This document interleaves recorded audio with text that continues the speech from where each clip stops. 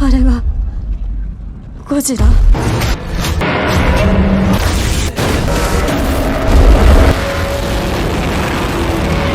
Godzilla has roared back into theaters, breaking records and winning over audiences and critics alike. Some say it's the best Godzilla film, and some say it doesn't quite beat some of the others, but it certainly comes close.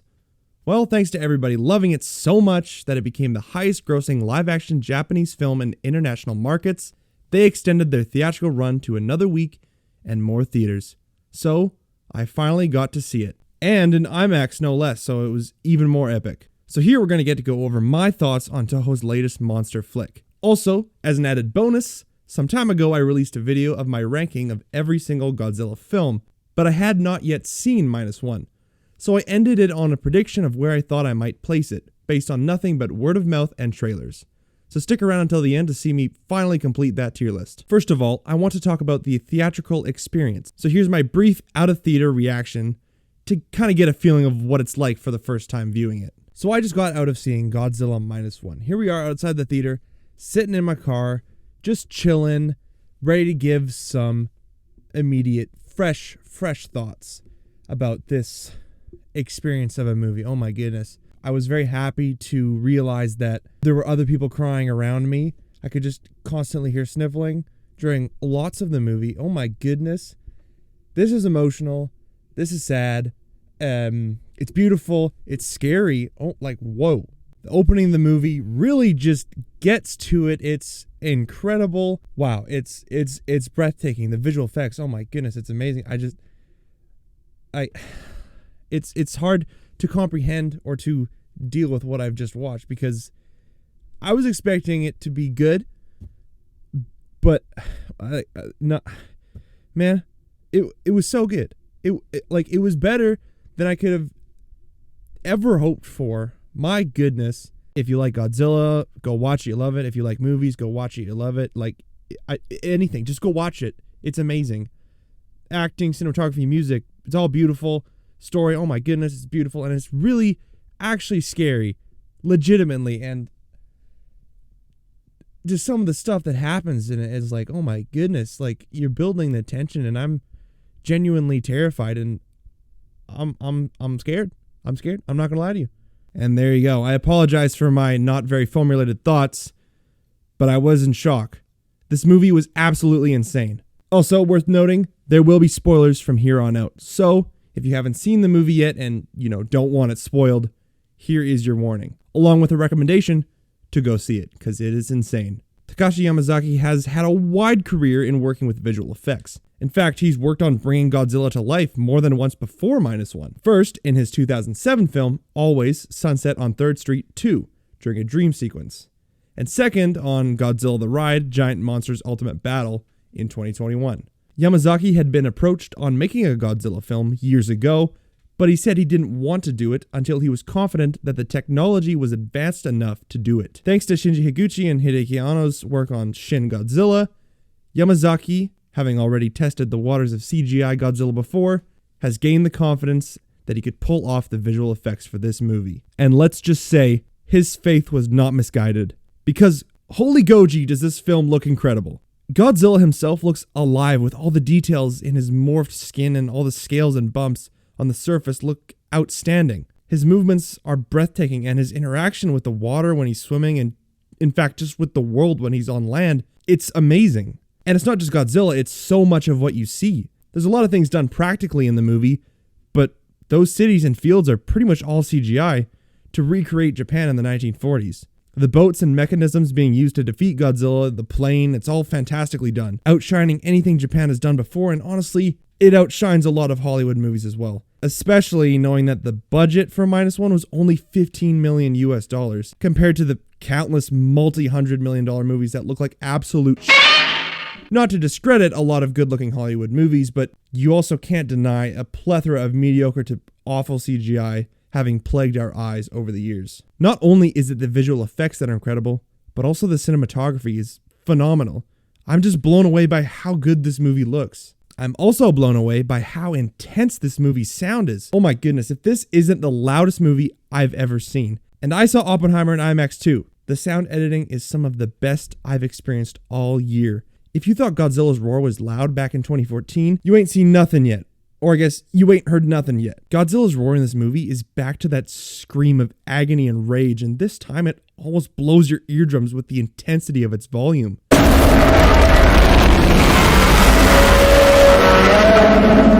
Also, adding to the loudness is the music. When I first discovered that Naoki Sato was composing the score for Minus One, I couldn't have been more thrilled. One of the best parts of the Rurouni Kenshin live actions was the music because of how purely epic it was. So I couldn't wait to hear what Sato had created this time. It was difficult, knowing the score was available to me, but I was able to resist giving it a listen before I saw the movie, and wow, am I happy that I did that. The music is incredibly violent, abrasive, emotional, scary, inspirational with a sense of dread and just epicness incarnate. They also play some classic Godzilla themes, and those were all amazingly effective every single time. And hey, if you love the original Godzilla theme like me, and if you love hearing about the old Goji, then may I introduce you to the subscribe button to know when new videos like this are out. As well as, if you're enjoying this video, the like button is also at your disposal. Your contribution is much appreciated. Now, the story. It's no secret that Godzilla movies haven't been most known for their compelling human drama. There are a variety of different types of human characters in the G-Man's history. You know, we have the pretty decent and enjoyable storylines, but I mean nothing super deep or anything.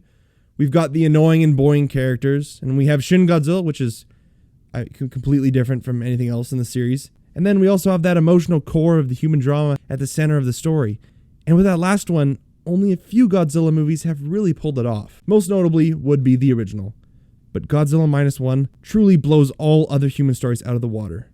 Quite literally. At the core of this film lies the character of Koichi Shikishima, a kamikaze pilot during World War II. He abandoned his mission and pretended his plane was faulty to land on Oto Island and not condemn himself to death. And this is where Godzilla is first sighted in the movie. And instead of shooting the creature, Shikishima freezes up again and results in almost everyone's death there. He returns to Tokyo to discover the death and destruction done to the city, and this only brings on further shame for being afraid of his mission. We have a character struggling from survivor's guilt here, and after the war ends, the war with himself continues on. As the film goes on, he believes the only way to settle his war is to complete his kamikaze run and kill himself while taking down Godzilla. When he first returns to Tokyo, he makes a scrapped together family when he meets Noriko and the baby she's raising, Akiko, whose parents were killed in the air raids. But he constantly battles with his mind, thinking they must only be a dream and he actually died before because he doesn't deserve to be with them. Minus One does something similar to Shin Godzilla. Shin Godzilla critiqued the government's response during the 3/11 disaster. And Minus One shows us the disastrous results of how the government treated its citizens and future during World War II. They viewed lives as cheap and didn't care for the protection and livelihoods of the civilians and soldiers. Tanks weren't well armored and planes didn't even have ejector seats. And this new Japan will rise above that past to live for the future. There's a big part of this movie where the Japanese government is actually afraid of alerting the Soviets if they took action against Godzilla. So the ones that have to go up against the threat are the civilians and those who served in the war, saying somebody has to be the one to destroy Godzilla. And the thing is that they're all there by choice, not forced into certain death.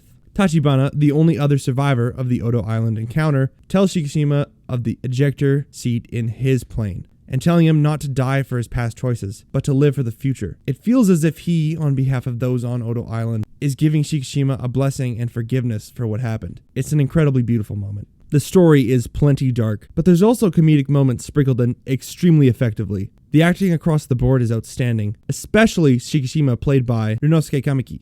Wait, no way, is that a JoJo reference?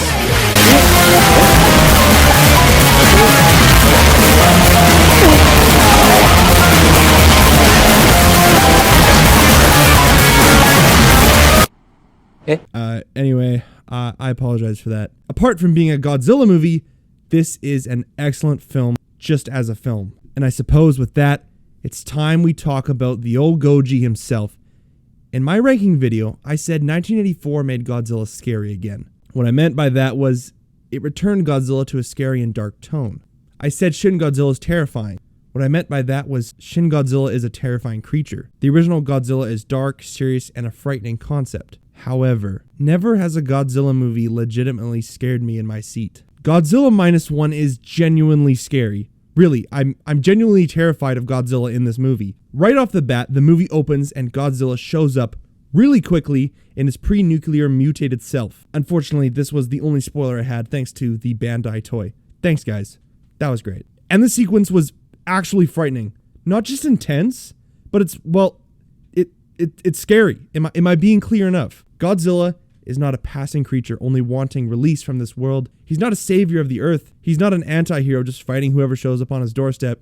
He's a villain. Godzilla is a monster filled with hate, going out of his way to cause destruction and kill everyone he sees. The way the story presents itself, I was legitimately always scared for the characters. Any one of them could have been killed at any moment, and never have the stakes felt this real in a Godzilla movie. We see Godzilla take a bomb to the face and he just regenerates like that. The humans develop another scientific plan to defeat Godzilla because normal weapons don't have a lasting effect. But in a turn of events, it doesn't work this time, leaving Shikishima to run a plane packed with bombs into Goji's mouth. It appears as if it worked when Godzilla GMKs it and his heat ray overloads, crumbling his body like a poorly structured house of cards. The ending is beautiful and then immediately dark again. We thought Godzilla killed her, but Noriko is alive. But something's moving on her neck. What? We don't know yet. Then a piece of Godzilla in the ocean begins beating like a heart and then starts regenerating. Yamazaki really has given us a perfect horror movie villain here.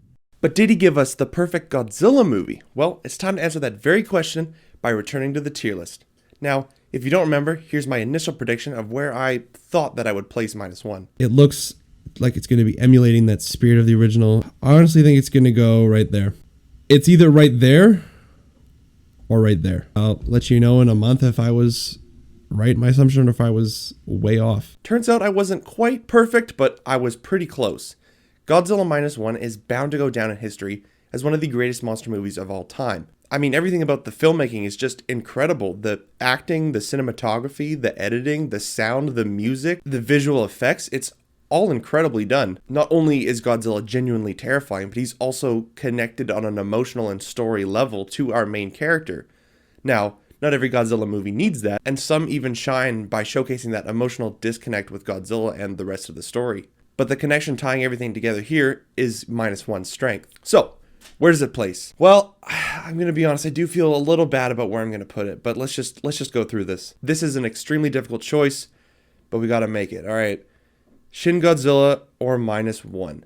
Now, both of these movies are so different. It's like comparing apples and oranges. I mean, yeah, they're both fruit, but completely different tastes. Godzilla -1 and Shin Godzilla are both Godzilla movies, but they both serve different styles, techniques, purposes, and different utilizations of human characters. Both effectively perfect in their own retrospect, but I mean, they're polar opposites. But because they're both Godzilla movies, we're still going to compare them. And so I do think Godzilla -1 is a bit better than Shin Godzilla, or at least I like it a bit more. Which is saying something because I love Shin Godzilla so much. And I love the original movie. It's incredible. It's a masterpiece. It's perfect. And without it, -1 wouldn't exist. But there's something to be said about a movie being so well made that it surpasses even its already perfect original. And yes, I am saying I'm going to put -1 in the #1 spot ahead of the original. I'm sorry, but that's just how I feel. Here's my opinion on -1. This is not only the best Godzilla movie ever made, or one of the best movies of the year, but it's also the best monster movie of all time. I mean, these movies, amazing, outstanding, brilliant, 10 out of 10, beautiful, masterpiece. But this movie, oh yeah, don't worry, I still love you. Thanks for tuning in. I've been Shin Glassman along with one last call to subscribe. And as always, I'll see you in the next one.